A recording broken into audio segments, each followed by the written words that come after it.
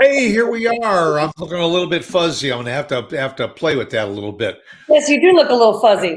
Yeah, yeah. You know what it is because we decided we were going to wear our national champion Baylor shirts, and we both have them today.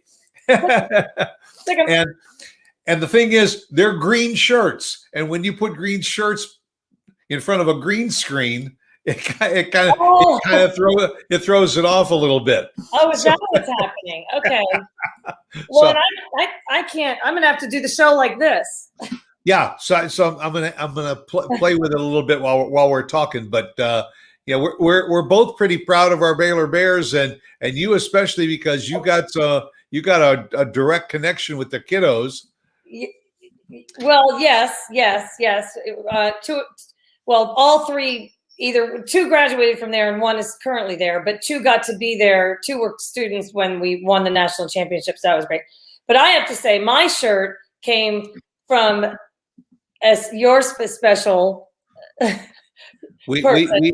we have a mutual and a personal connection, and that's my sister who lives in Indianapolis, north of Indianapolis. She lives in Carmel, Indiana, and she has been working with several of the sports teams in the Indianapolis area for a number of years. And one of those is with Lucas Oil Stadium, which hosted the national championship. And so she was there for all of the playoff games in the NCAA tournament and in Indianapolis. And afterwards, she said, I'm going to send you some shirts. And so she sent some shirts to me, and she sent an extra one for Vaughn. And also, while you can go into any sporting goods store and buy a Baylor national champion t-shirt, the ones that we are both wearing came directly from Lucas Oil Stadium, right there where the finals were Yep. were done. So yay, go Bears! Go Bears. That's fun. And I love that my shirt is compliments of your daughter. I love that she was there, and I'm gonna wear it today. I was wearing it. I was wearing other shirts that we had gotten, when we were out and about, like you were just saying. Yep. But then I hadn't had one on in a couple weeks now, so I'm gonna sport this shirt around today. And she is coming to visit for Father's Day. So Oh, she'll be here over the weekend, and when we are finished with this show, I will forward it to her, and she will probably watch it. And so, hi Kathy, hi, and Abby. thanks for the shirts. Thank you so much. It was such a surprise. I met Stuart. Was it day before Yeah, yesterday? yesterday. Yep. We had a pickup spot for me to pick up. That's where the deal went down here in Starwood over at the community center. Right. It and as I told Vaughn yesterday, it was harder to get into her housing complex. I think it would have been easier to break into Fort Knox It's ridiculous. than Yeah. it was to get in. I waited for a while, and I could see her. I could see her up by the clubhouse. And I'm waiting to get to the gate to say to the guy, "Hey, I'm just going to drop off something to that young lady up there," and so he finally waved me through. They're nice guards. We're in a gated community, and I really love our guards. They're really great. They're nice. They really take good care of the residents. But there are times where it's just very kind of just time consuming to get in and out of the hood over here. Well, I told you, Stuart, back in the day when I was carpooling, when I had little ones, if I had friends that lived outside of our neighborhood, and then I would tell them where I lived, they would say, you know what, we don't want to be in your carpool because we can't get in and out of your neighborhood because the line backs up because the guards stop everybody and ask questions. But I do love our guards, but I apologize. And I could see your car coming through slowly because you had told me and I just was sitting there thinking, why didn't I just step out of the compound here? Yeah, actually, from where you were, you probably could have walked out to my car in the line at the guardhouse. Oh, I know. And done it, and then I could have made a U-ey and gotten out of there. I wasn't even thinking. I didn't. The thought process didn't work that fast. But anyway, the deal went down. The deal went down, and I love my shirt. So thank you. Yep. And the guards are just doing their job. They're just doing it. And I unfortunately I was sitting behind several pickup trucks that obviously were workers going in to do some work in the community, and they all have to stop and register at the guardhouse. Yeah. Yeah. But you Yeah. know, Yeah. at least the air conditioning was working.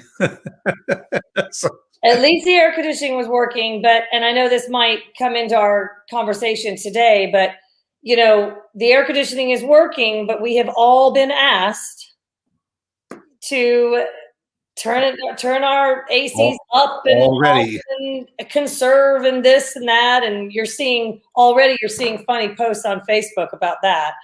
And actually, there were a couple of posts on Nextdoor in my community yesterday. People were saying, "Did anybody have a temporary power outage yesterday or something?" Because sometimes we get to that over pushing the grid, and so it kind of forces a temporary shutdown of the air, which we all have to expect. It's going to happen again.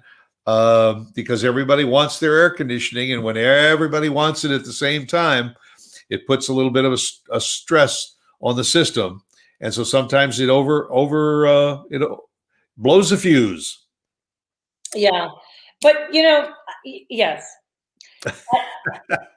I'm sitting here. Phil and I. It's just one of our arguments. I am constantly bumping it down, and he is coming around behind me and bumping it up, and it's just I like it, and I need it to be cool, and I'll conserve to a certain degree. But they were asking us to do things. Did you read all about that? Just No, I didn't. I don't have it in front of me. It made national news this morning. We're telling everybody to turn their thermostats up to like 75 or 78 or something. No, more than that. Like it's what is it? ERCOT? How do you pronounce it? ERCOT. Let me see if I can pull it up so I can have some facts. But yeah, well, just like what happened in the wintertime when they were pushing the heating grid, and that forced all of us to do without heat and electricity for sometimes 20 minutes on the hour. And I don't doubt that could happen again, not only in our community but around the country, where you get this extreme heat and people want to run their air conditioning, and the power companies are going to say, "Listen, we're going to have to start to limit the power out the power," and so everybody's going to have to conserve in one way, shape, or form, or we're just going to have to shut it down for a while, which means the house is going to now heat up to the 90s, and when the air goes back on, it's going to be even pushing your system even harder to get it cool again. Yeah, I just don't understand why, and I mean, I just don't know, but why is it that this is Texas. It's always been Texas. We always get hot. Why is it we're not prepared for the heat? This happens every year. So I don't understand why. And again, that's just my. It's, I understand because I don't know. So explain it to me. But got to have something to do with pre-planning. I mean, like you said, excuse me. Come on, go away. Thank you. It's part of pre-planning. We're talking a little bit today about climate control. Global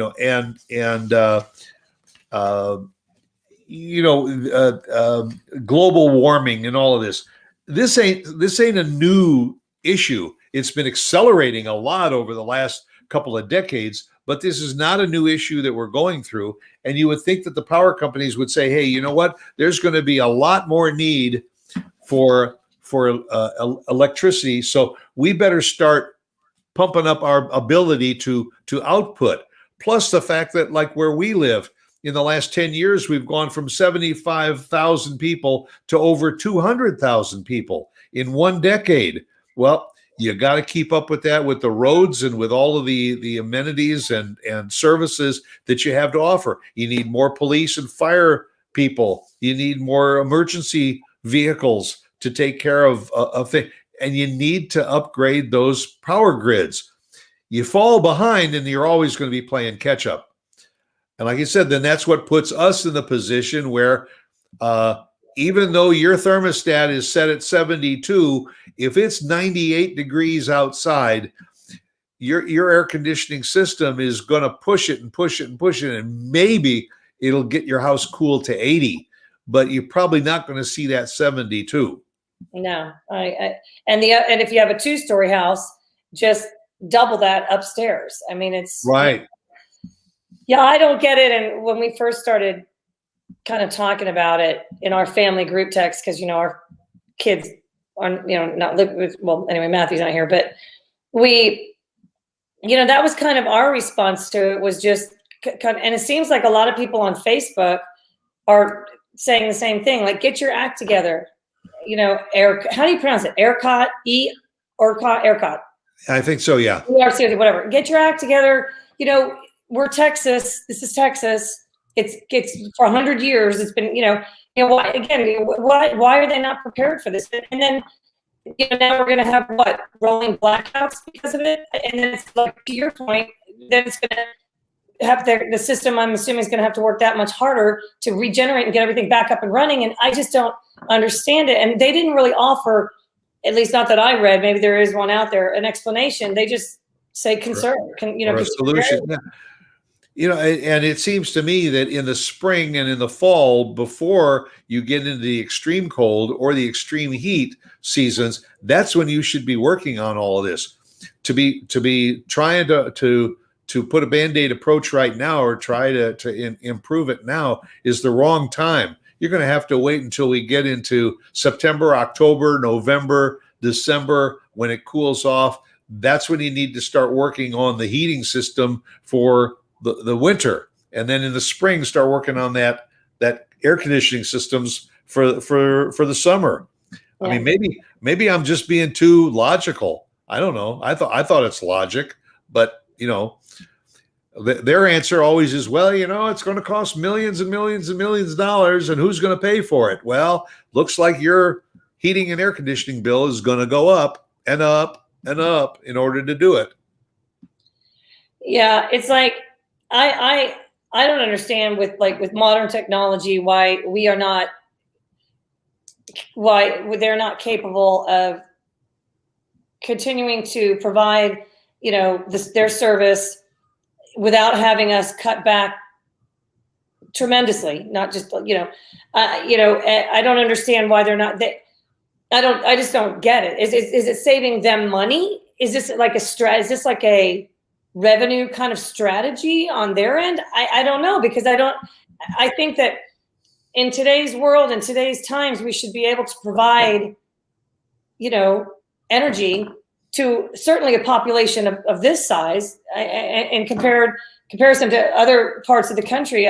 And we're Texas. We should be prepared, you would think. The whole thing to me, and you can see the feedback that they're getting, is confusion, anger, frustration. It's, well, part of it is, I hate to use the word greed, but part of it too is that if they in fact are saying, please, everyone, set your thermostats to 75. If everybody would do it, it might help the situation. But there's just too many people out there that say, well, that's okay. Let those other people do it. I want mine set at 70. And also, I'm going to push my air conditioning system.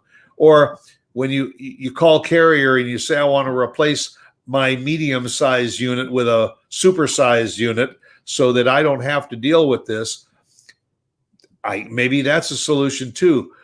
But we as a society are facing what none of us want to acknowledge.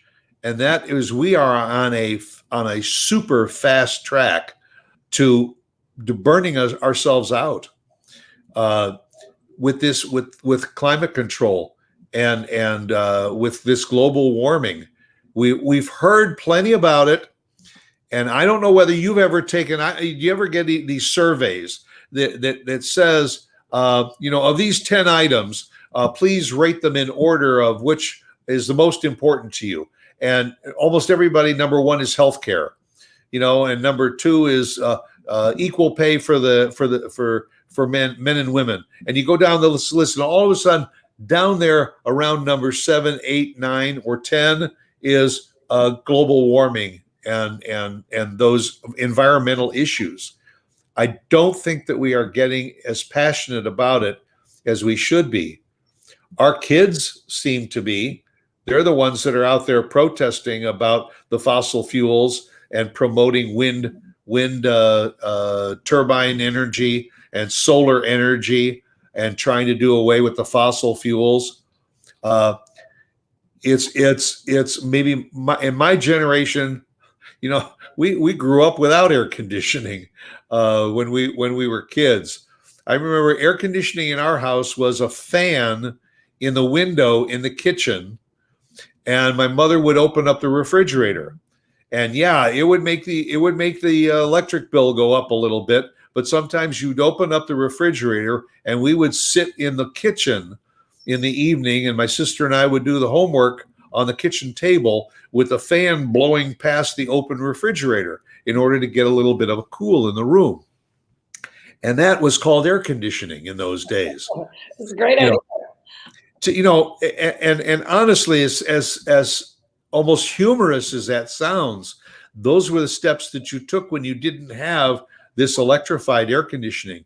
Now, I just saw an ad for something that's about the size of a bread box, a little larger than a bread box, and you can supposedly plug this into your outlet, and I don't know what it's made of, but it can cool a room, they say, in 10 minutes. With some kind, I don't know what the makeup of this box is, but now people are going to go out and they're going to start getting some of these alternate ways of cooling. I have a fan. It's a little fan. You push the button and it goes on, and it makes some air. But it ain't air conditioning, but it helps.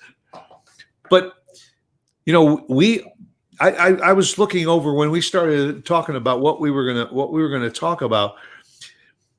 Little by little, every year, the temperature on Earth is going up.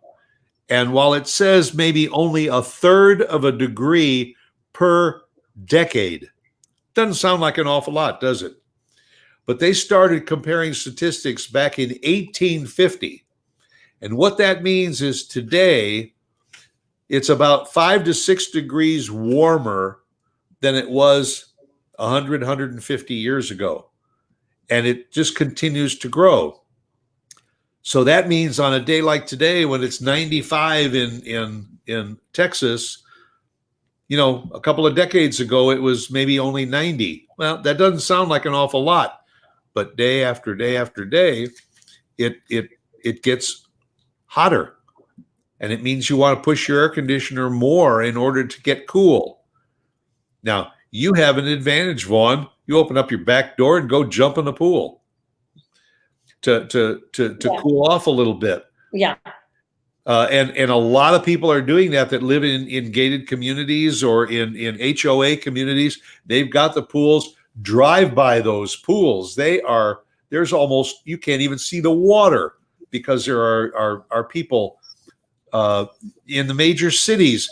I don't know. You remember growing up back in New Jersey? They used to go out in the street and open up the fire plugs.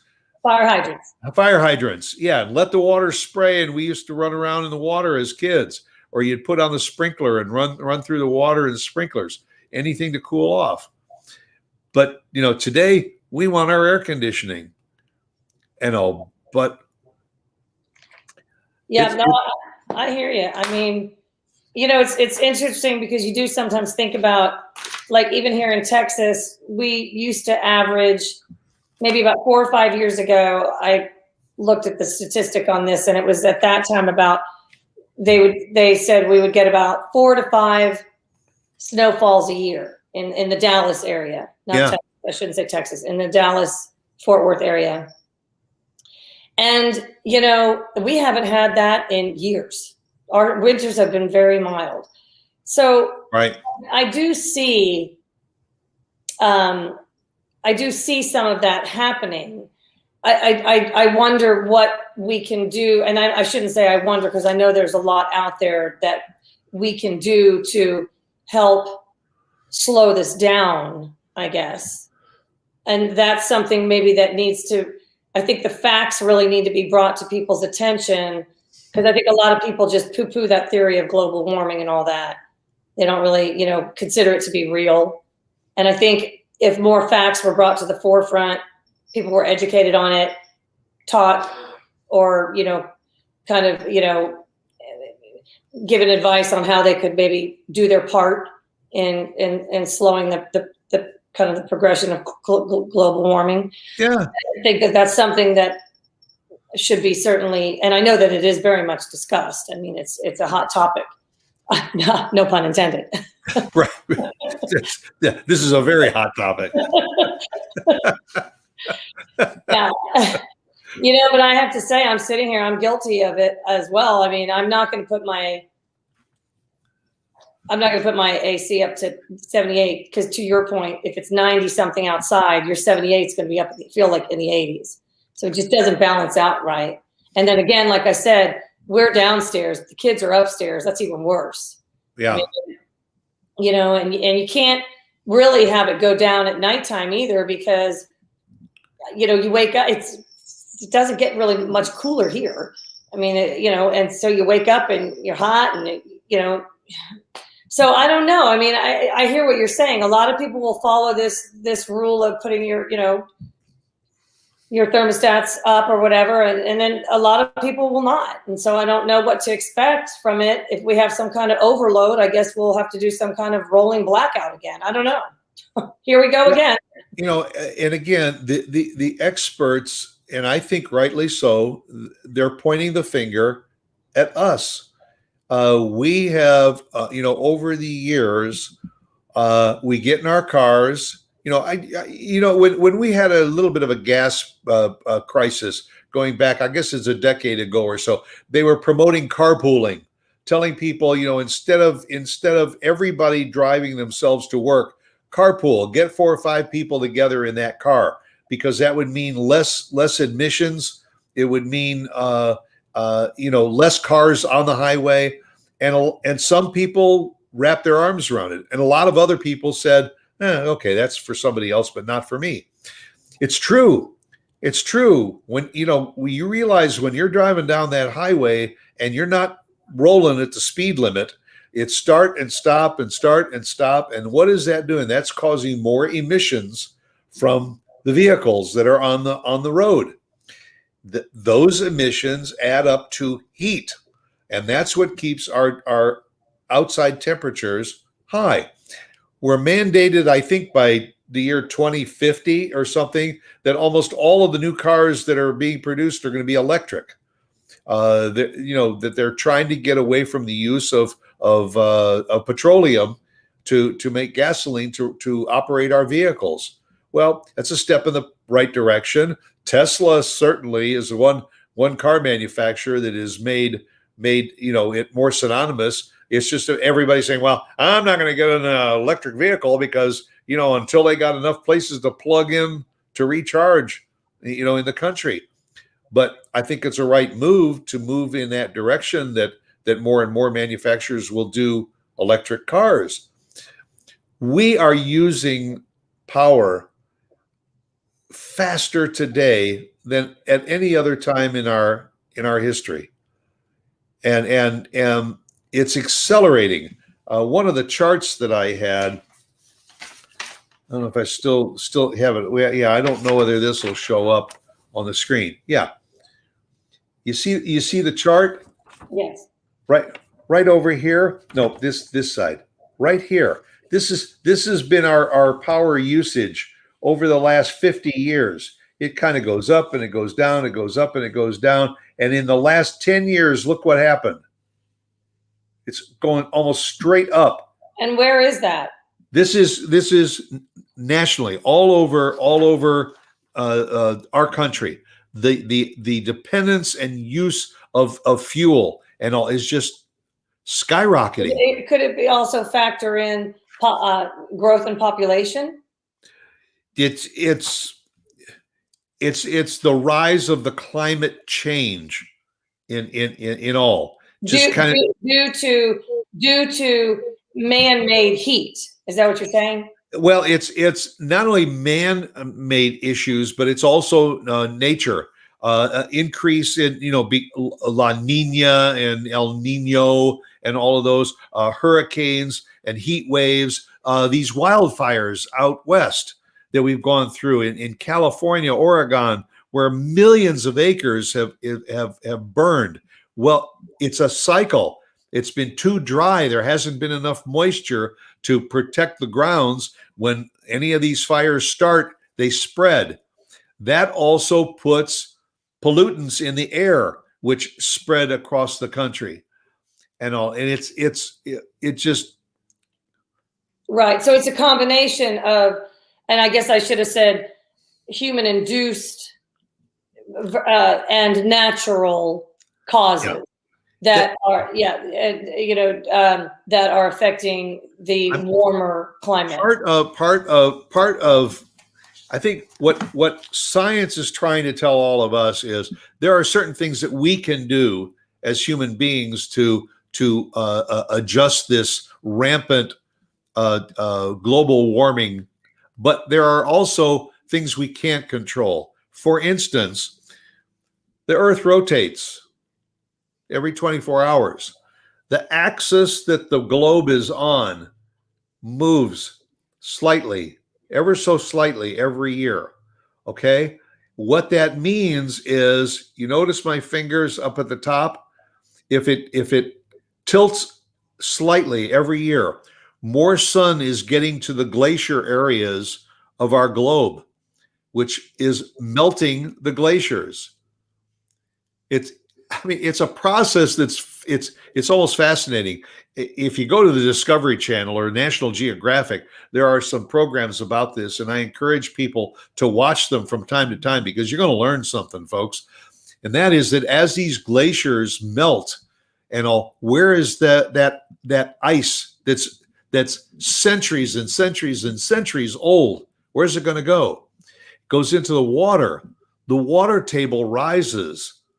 And the east coast of the United States, for instance, New York City, down the Jersey Shore, and all those shorelines are starting to sink into the ocean because of the access of the globe. That water level is invading and eroding some of those beaches. On the west coast, those beaches are going to start getting bigger and bigger and bigger because there's going to be more of it.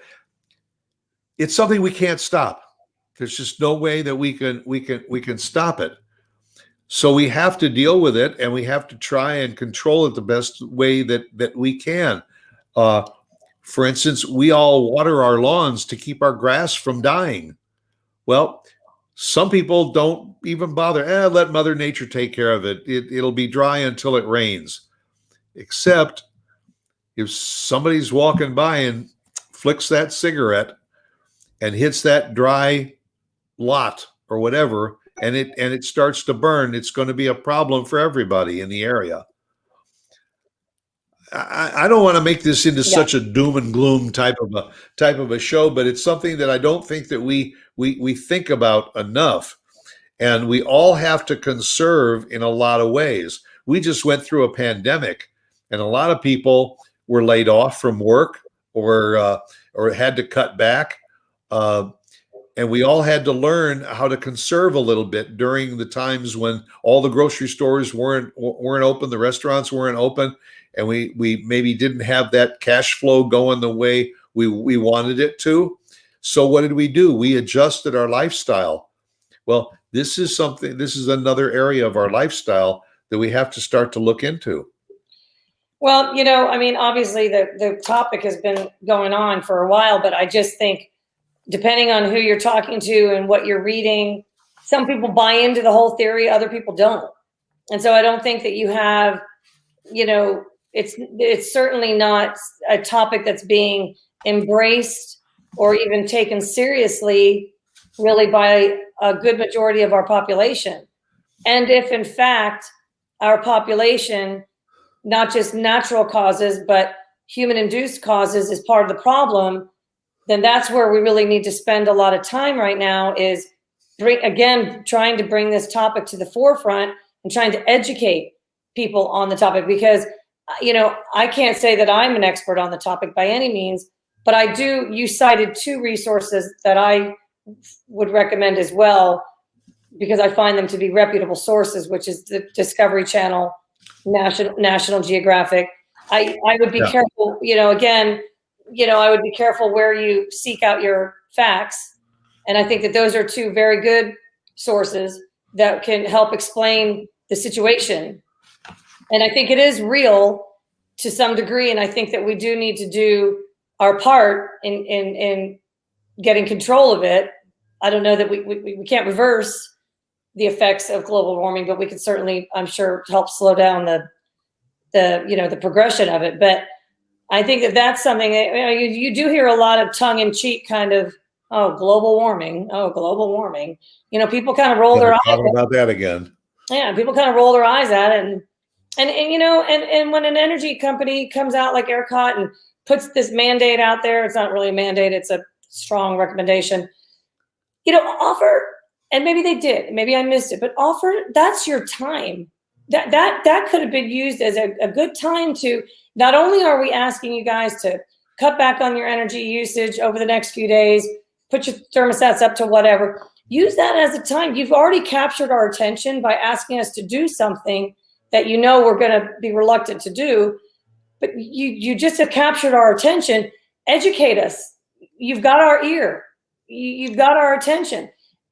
Explain to us, not maybe just locally why we're doing this, but give us in a nutshell the broad picture. Make us want to look into this. Make this about us personally, so that we will go in and look into this and go to those sources that might be able to offer us more information on this topic. You're right, and it is has a lot to do with education, and we either have to be proactive and trying to find those resources. NASA is one of them, because NASA is operating satellites all over the globe that are charting weather patterns and global warming and climate control issues, and sending information back. And they need to be educating the public more about what they're finding too. And we have to be more proactive in reading it. I mean, people would rather pick up a People magazine to see what their favorite stars are doing, rather than trying to find out what they can do to maybe make life a little bit more bearable. Case in point, we all know that trees feed on sunshine, and they also emit oxygen, which is helpful for all of us. So they always say to plant trees and plant shrubs and everything, because it's good for the environment. Well, the opposite side of that is, when there is a fire and it wipes out forest after forest, it's going to take decades and decades for any trees that are planted to mature enough to replenish what that fire took away from us. Example, we just went through one of the worst winters in northern Texas that they've had on record. It killed. I wouldn't know. I was down in Florida. Well, yeah, I know. You were on a beach someplace in Cancun, sipping drinks. I was there, but that was when I was in Marco. And remember, we were the only little spot. Are you talking about the big freeze? Yeah. You missed it. On the map, it was hysterical. We were the only little section in all of, I think, I don't know, at least Texas. I don't know how, that didn't have the weather. I'm going to send you the video. Okay. But what it did was it destroyed a lot of the greenery that we have in our gardens. Yes, it did. The hawthorns, particularly, some of the Leland cypresses have suffered. Well, now we're faced with, we've got to take those trees and bushes out and try and replace them with new. Yep.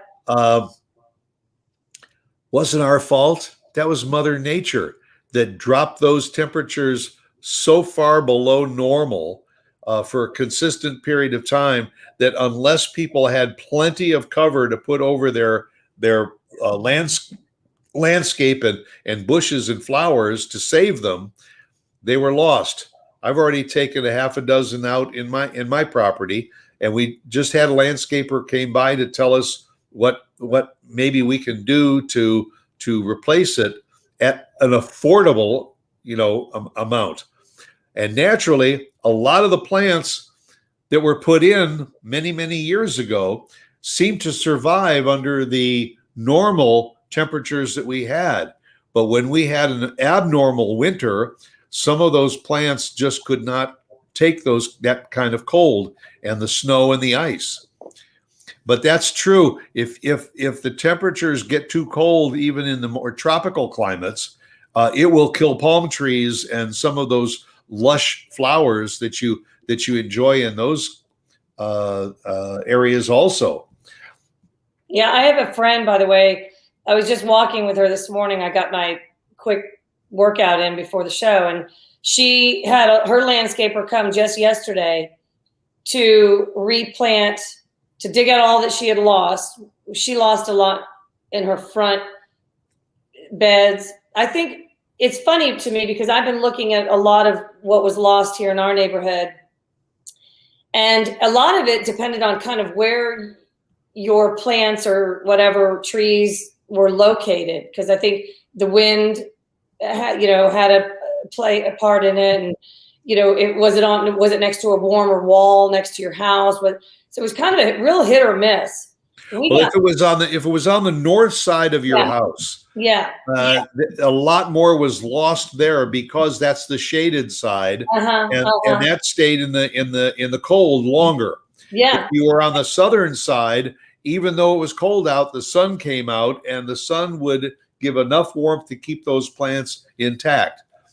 Yeah, so, we actually fared pretty well and got pretty lucky. When we got back, things started to turn brown and look dead. We took them up. We took clippings of everything that we thought was in danger up to our local nursery, and they recommended we just sit back and sit tight and see what. And we actually, things are coming back now. We cut everything down and cut everything back. Right. Most of our things are coming back, with the exception of some stuff in the front that we did rip out. And so we didn't have a big situation to deal with. My friend who I was walking with this morning, unfortunately, did, and she just put $2,000 into her front beds, into what she lost and had to replant. Yeah. So it was an expensive hit by Mother Nature for sure. And the other thing too is that you want to try and replace maybe with some of the same plants or some other plants. And the problem is the nurseries are having a devil of a time trying to get product for you to buy. Some of the builders are hoarding as many plants as they possibly can, because in their new builds, when they're building these new homes, part of it includes the landscaping, and they want to have landscaping for these new builds. So those of us that want to go in and add flowers or plants or bushes or trees to our property to replace old ones, sometimes you gotta look to try and find something to replace with. But hey, that's like the old toilet paper situation during COVID. You had to wait. And you started using brands you never thought you'd use. Never a dull moment. Right. Never a dull moment. I tell you. Well, I think it's, when you said you wanted, it's so funny whenever I just find it interesting because, you and I, we are a kind of we're a talk show where we talk about just anything and everything under the sun. Again, no pun intended for this particular show topic.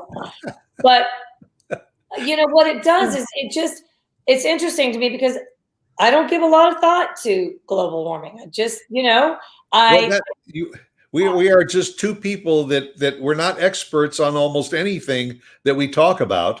We're just lay people that are saying, why is it this way and what can we do about it? Well, and what should we do about it?